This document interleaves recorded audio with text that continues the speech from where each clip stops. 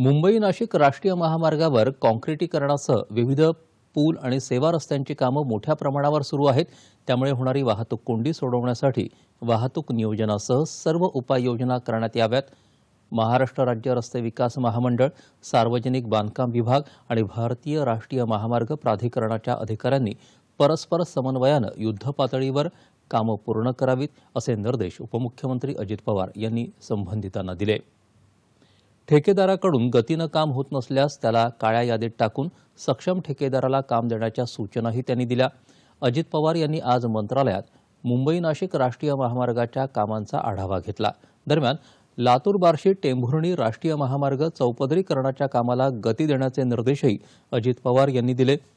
सोलापूर जिल्ह्यातील साखर कारखान्यांनी ऊस वाहतूक करणाऱ्या वाहनांमध्ये झालेली वाढ, त्यामुळे होणारी वाहतूक कोंडी सोडवण्यासाठी अजित पवार यांनी हे निर्देश दिले.